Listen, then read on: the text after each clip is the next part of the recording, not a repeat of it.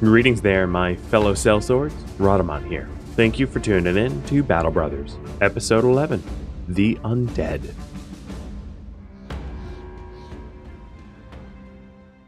We've spotted this Blackheart's Den once before, passed by it, but we don't know what's in store now. Many brigand raiders. This might be a tough fight, the men think. While spying on the brigands, you count about 10 men moving about. You spot a figure you did not expect. Hasso, the pillager, an infamous robber baron. The man and his bodyguard detail must be inspecting the state of the camp. What luck! If you could take his head back to your employer, you might earn yourself a little bonus.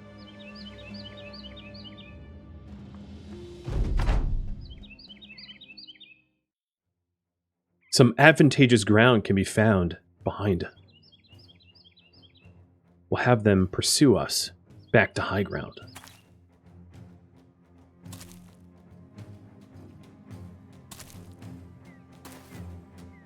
Hasso shows himself with great sword and heavy armor.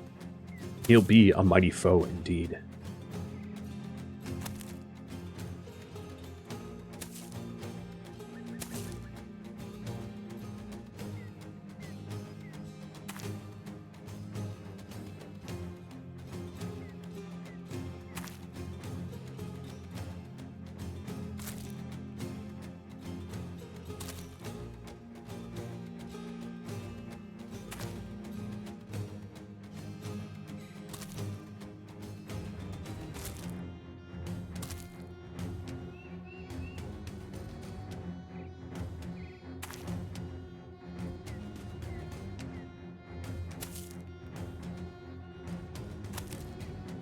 We ready ourselves.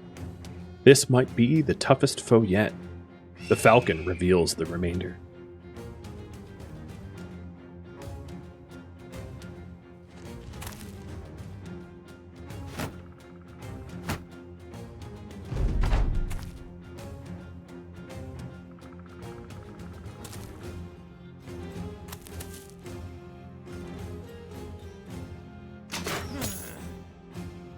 Hasso, the pillager, already taken one hit, is bruised, scratched up, but remains steady.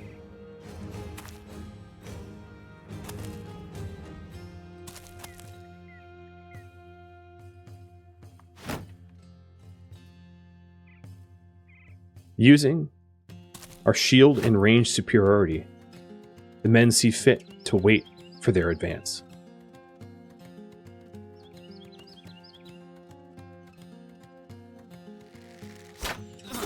Another hit on Hasso, the pillager. He's now wavering.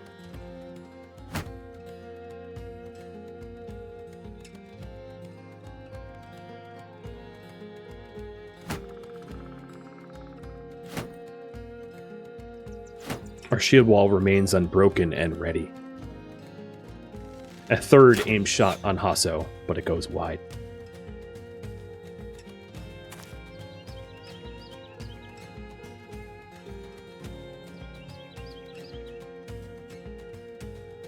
The Axeman takes one hard look at the raider in front of him and shatters his shield.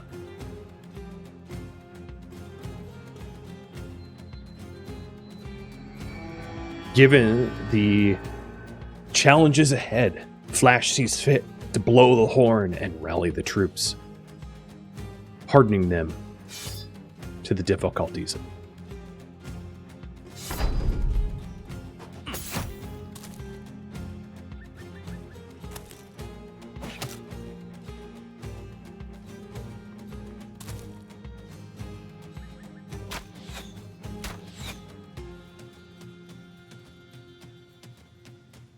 The enemies still have not committed to melee combat, giving our archers even more time to whittle down their most fearsome foe.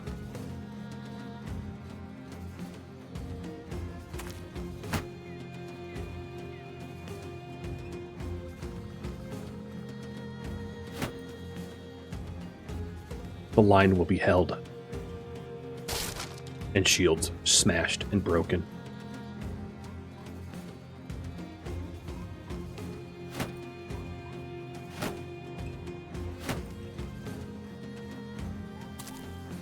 It begins.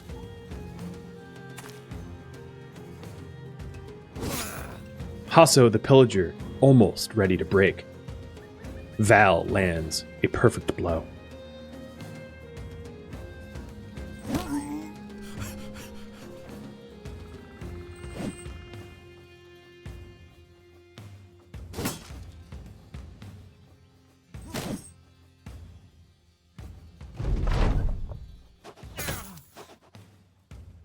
Mojo will need to back up. He's been the target, the weak spot in the shield wall.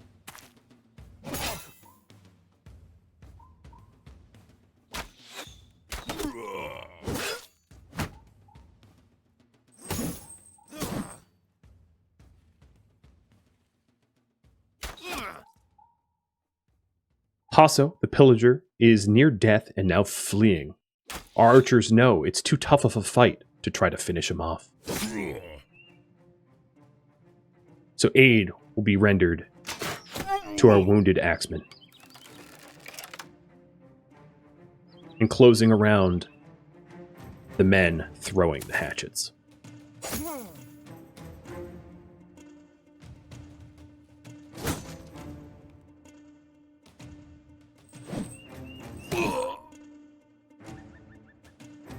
With fancy footwork, he disengages. A useful skill he just recently picked up, and counterattacks with perfect efficiency.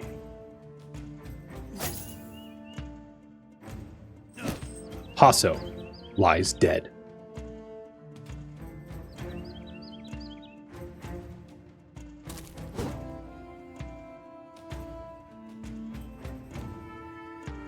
Val, realizing that most of the enemies are in the south, offers up his position on the hill to Alfred the Scorpion, so that he can enclose upon the southern flanks.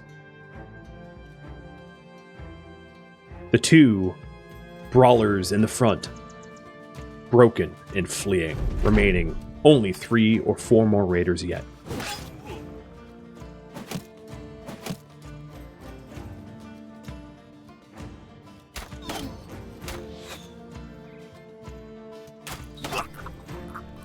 Another downed. A perfect shot. Lucky.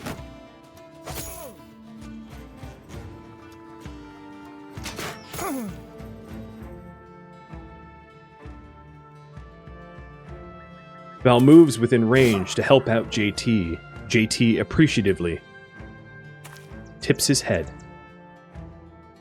and the troops are rallied once more.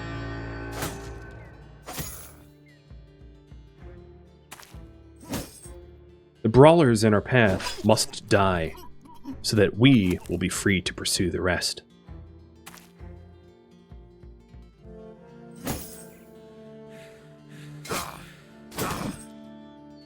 As they try to flee, ineffectively, they become even closer to death.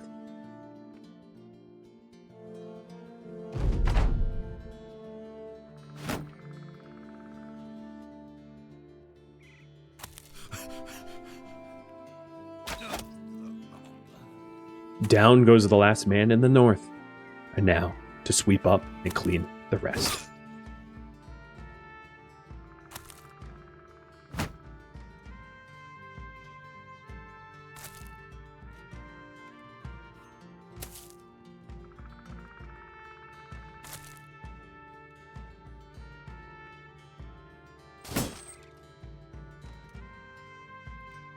Calls are, even though Mojo, the Axeman, is wounded, that he needs to split some shields to get these two to give up. But fleeing, having been surrounded, the need is no longer.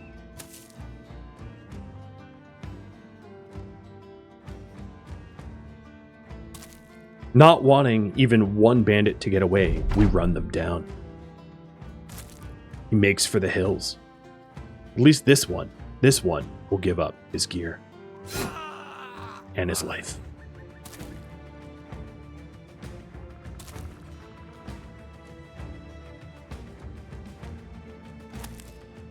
A well-earned victory for the men. But what of loot? Is there any left on the battlefield? We hacked and slashed so indiscriminately, not trying to opportunistically separate helmets and shields.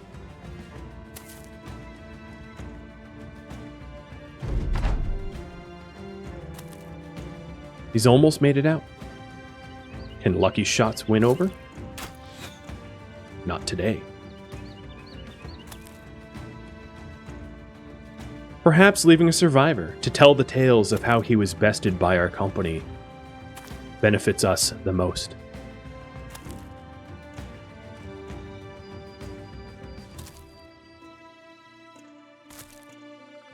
He is within striking distance, but he is almost fully disengaged.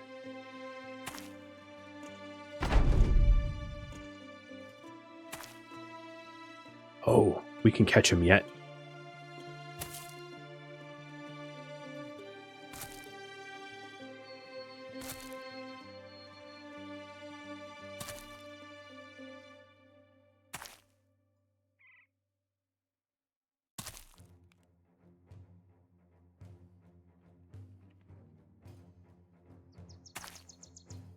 Despite the fact that Mojo's wounded, he locks up the last combatant in combat.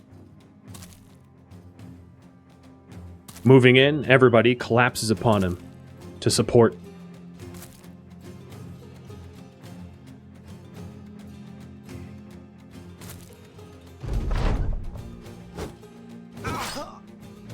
A foolish endeavor. Mojo is felled. This angers everybody, and they're ready for revenge.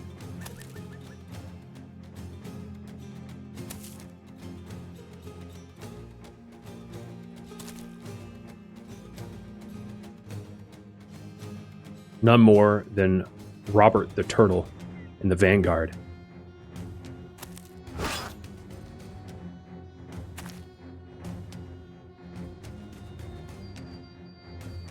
There is no escape. We've got the exits covered.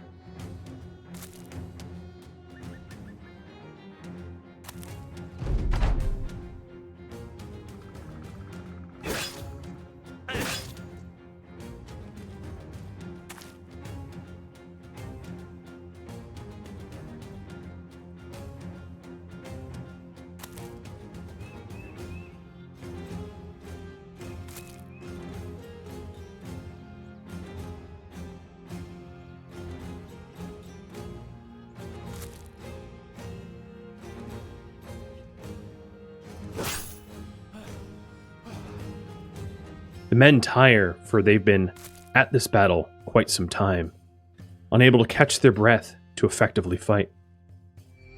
Rally once more.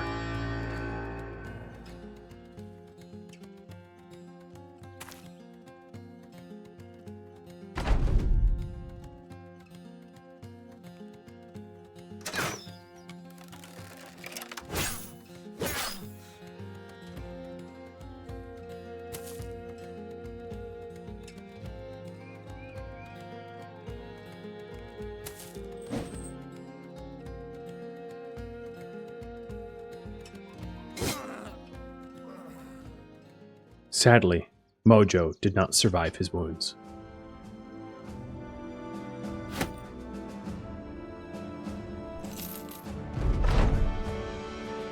With the fighting over, you quickly search for and find Hasso, the pillager's corpse, amongst the dead. He still looks mighty mean, even as color leaves his body. He still looks quite mean when you relieve his head of his body. And though you can't see his face any longer, as you toss the head in the burlap sack, you assume he still looks pretty mean then too.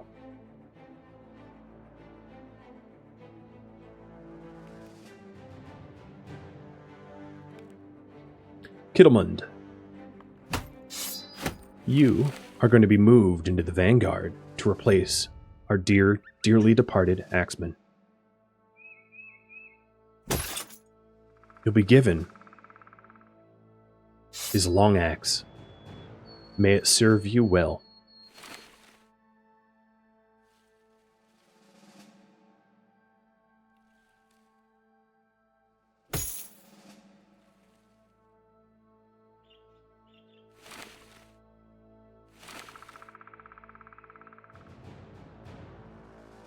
The rest of the armor is handed out to the remainder of the troops.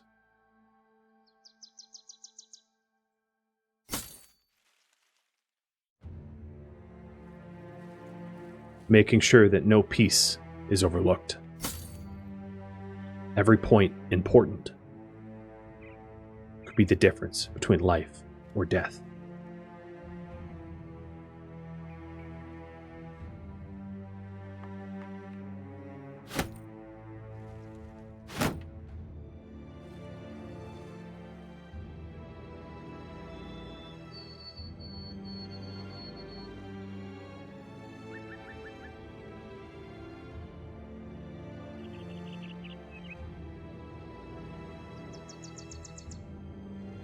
Returning back north to Combat Haven, the men take a westerly approach, scouting out some additional lands in the vicinity might be wise. Also, gives them a chance to clear their head, or their bloodthirst cost them one of their own.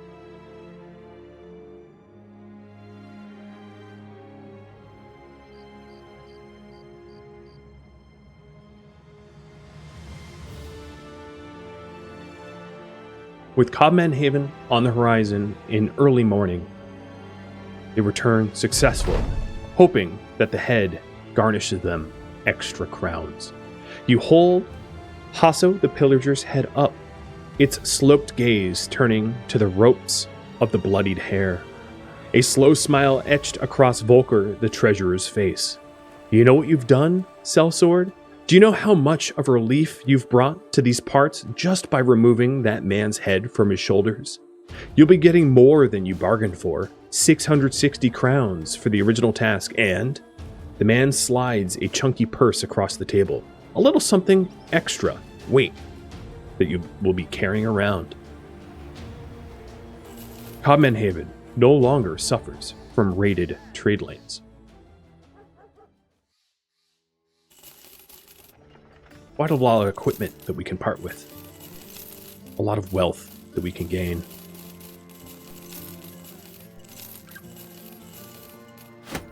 Nearing our goal of 7,500 crowns.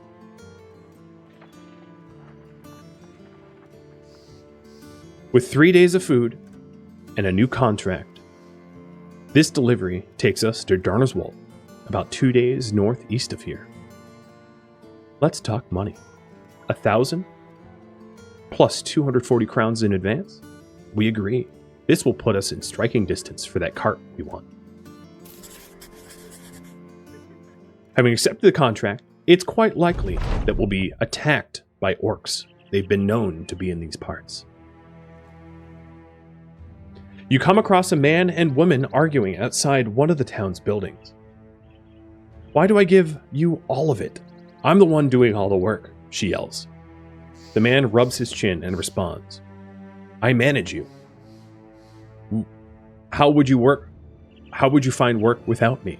The woman, seeing you, turns and asks if you'd sleep with her. She could be shaped like 2 circles in a triangle, and if you probably still have a go. The woman throws her hands out. See? Half the world is ready for business.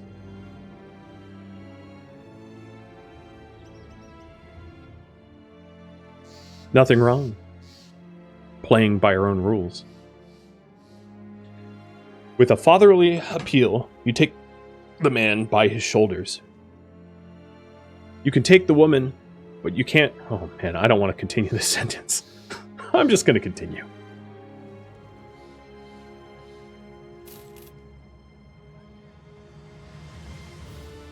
Passing by Uhlenkrug, we get the opportunity to do some trade on the road, giving us time to buy quality wood in order to supply the towns up ahead.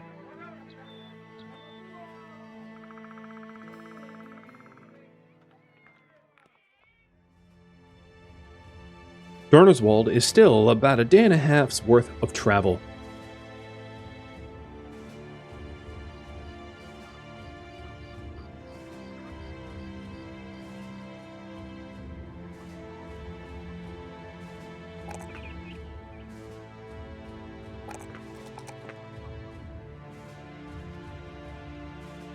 The men look weary. They need a beer.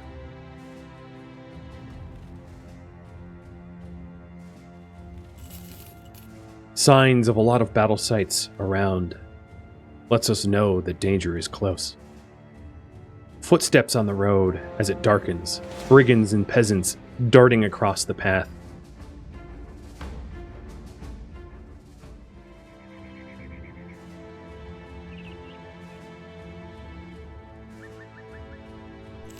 With Friedwald on the horizon, we know we're getting very close to our destination.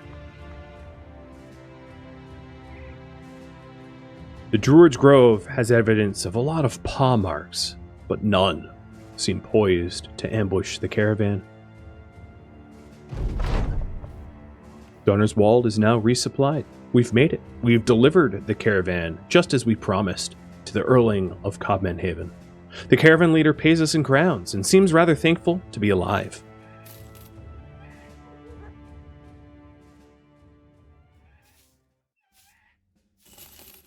Tools and supplies will keep us provisioned for fights to come. We don't quite have the money we were looking for, so we'll seek employment instead.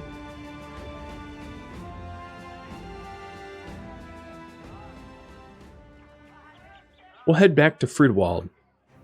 With all those animal tracks, maybe someone will pay us to hunt them.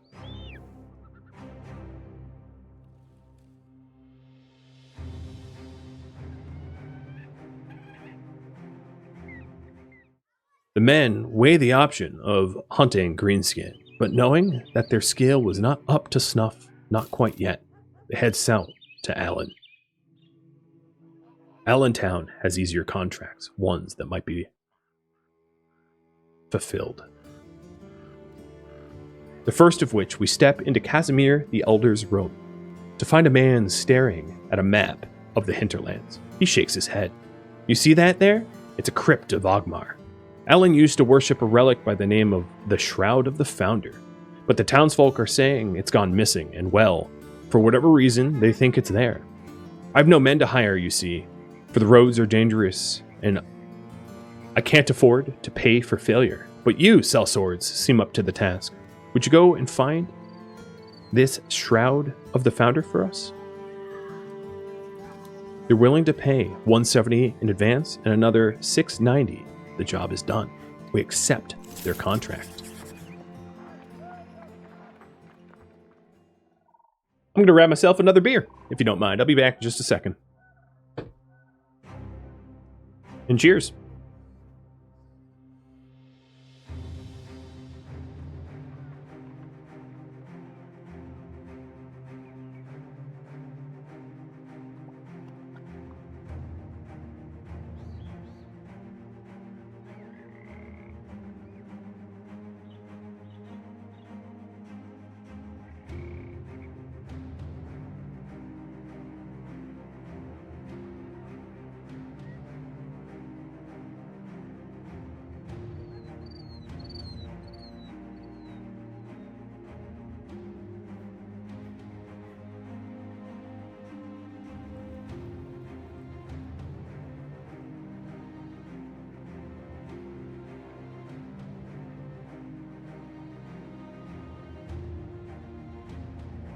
All right.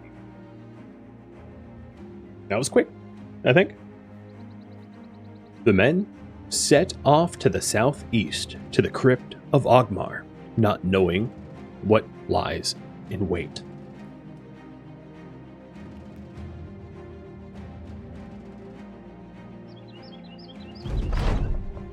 You send a few of the men into the ruins to find the Shroud of the Founder. All of them return in a hurry, which is unusual, as they have strong inclination to dawdle about, to eat up sunlight and earn an easy day's salary. Thankfully, one of them has the relic in hand. Unfortunately, they all look like they've seen a ghost. They need not explain the source of their horror, as a group of skittering, armor-clanking undead emerge from the ruin and level their spears at your company.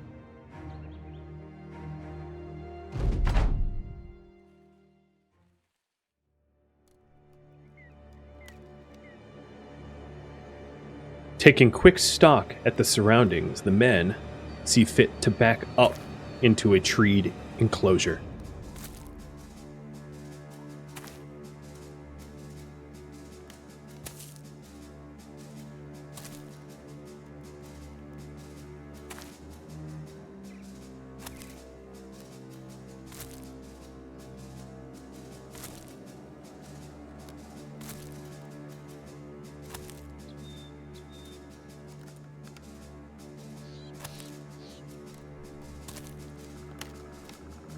These ancient auxiliary, some with decent weapons, will be our next foe.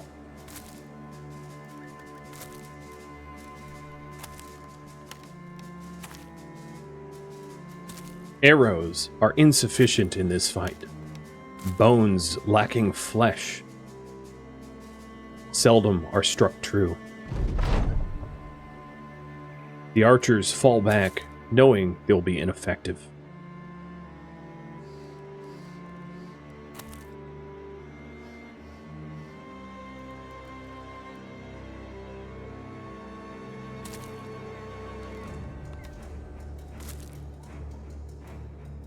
A line is formed, and the men are willing to defend it.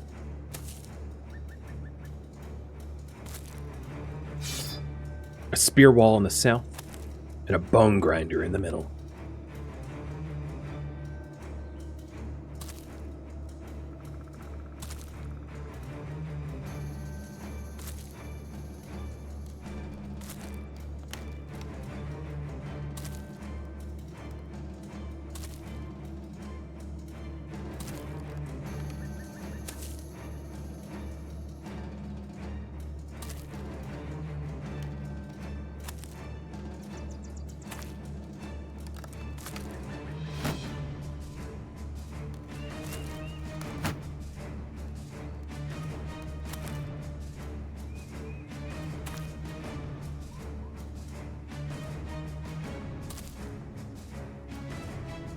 Some of the ancient auxiliary is within range.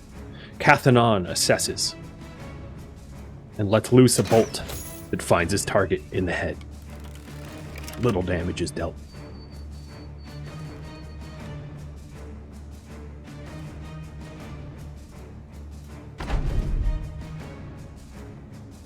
The men wait patiently for their armor-clad auxiliary to close the distance.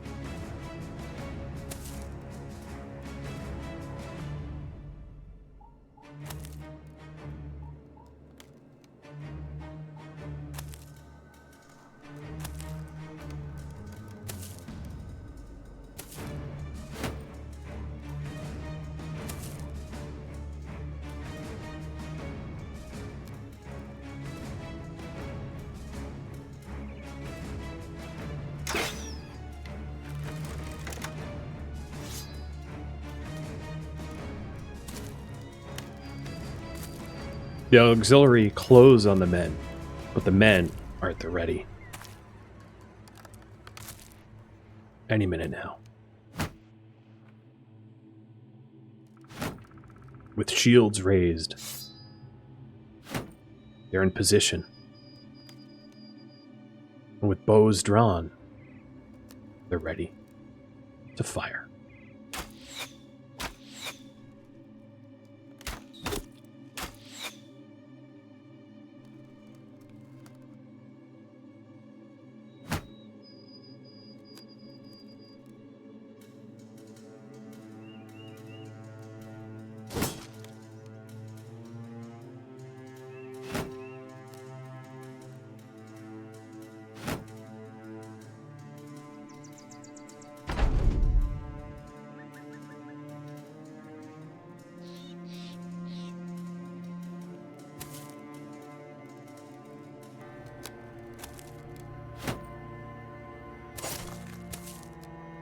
The spear wall has held.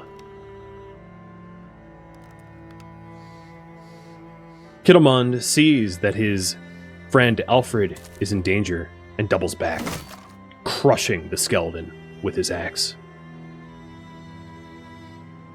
Val slices through the trees, hitting an auxiliary with his pike.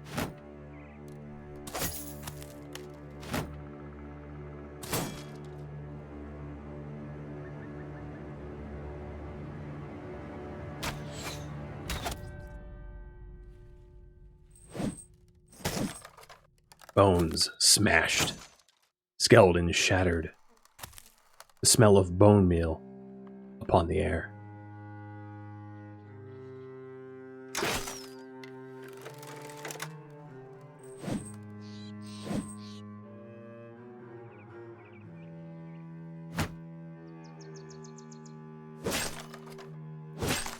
Another dispatched, and a spear wall is held.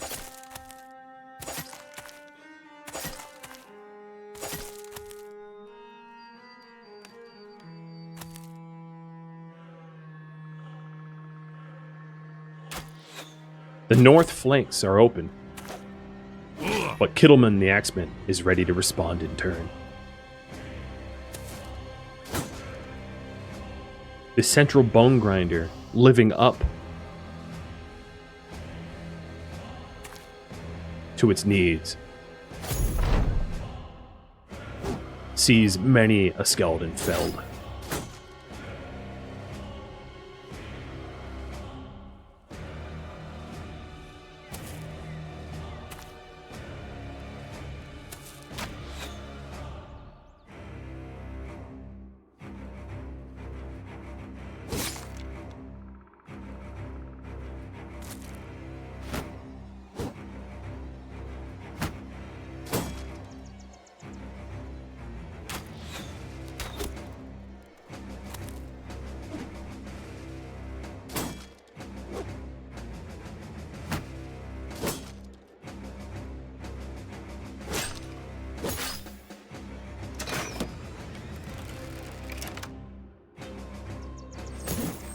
The skeletons that came up the center are almost fully dispatched, allowing the remainder of the soldiers to focus on the flanks.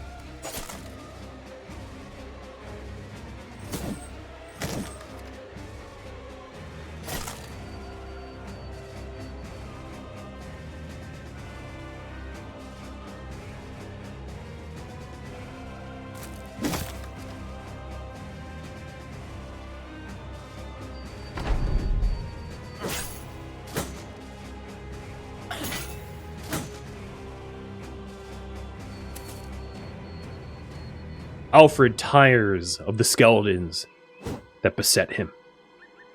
Time and time again, they clank towards his feet.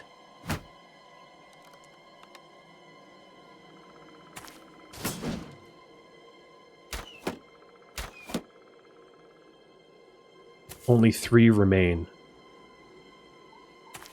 and the men hope to make short work.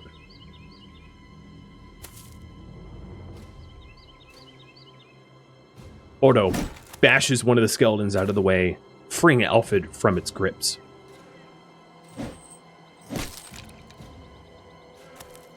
And the last skeleton in the south is felled to eternal rest.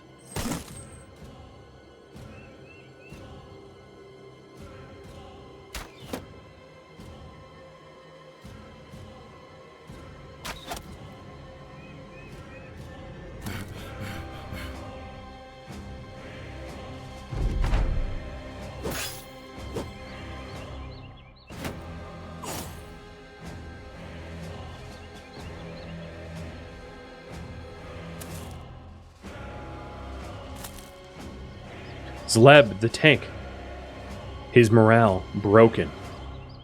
We rush to his aid.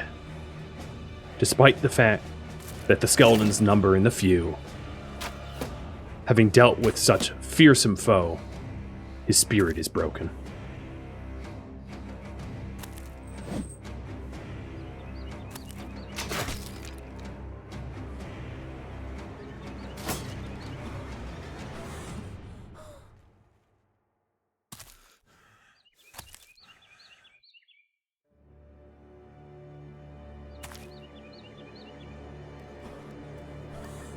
Val, the mentalist, realizing that his friend is mentally broken, sees fit to guard him, to keep him safe from potential future harm.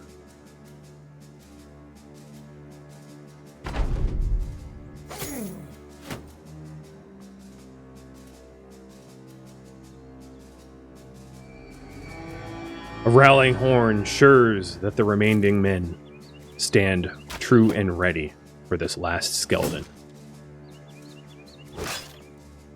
Dispatched. Robert the Turtle dusts his armor off, covered in bone dust. Kettlemund, likewise, had felled 6. Ancient helmets, rusted but still worth some weight. The gravesite and the shroud returned. You were not entirely sure what it was that you ran into. Mr. Not So asks if you know what they said. Seems like they were pointing you out specifically, sir. Nodding, you tell the man you're not sure what the armored man said, but it mattered not. You have the shroud of the founder, and it's time to return to Casimir the Elder for your pay.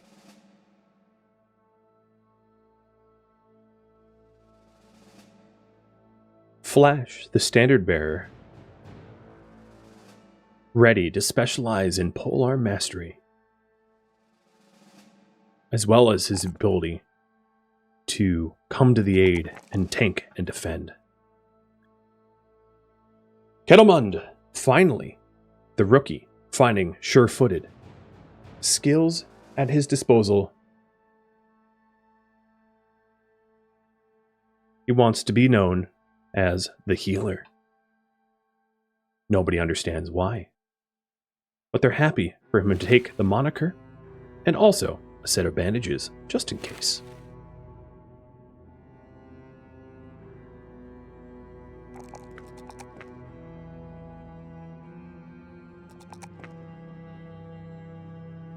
Robert the Turtle, knowing that his arming sword has served him well, chooses sword mastery, as well as his ability to tank. And Lebrick, Mr. Not So, having leveled up once again, thinks that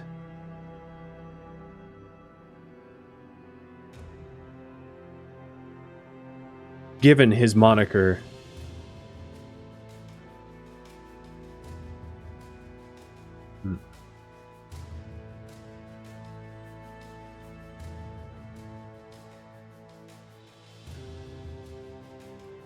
his penchant for backstabbing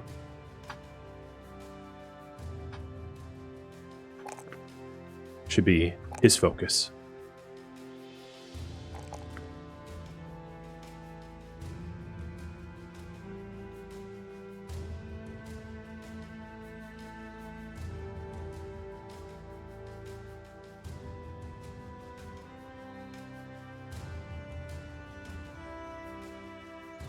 Northwest bound, we march towards Allen to return the shroud.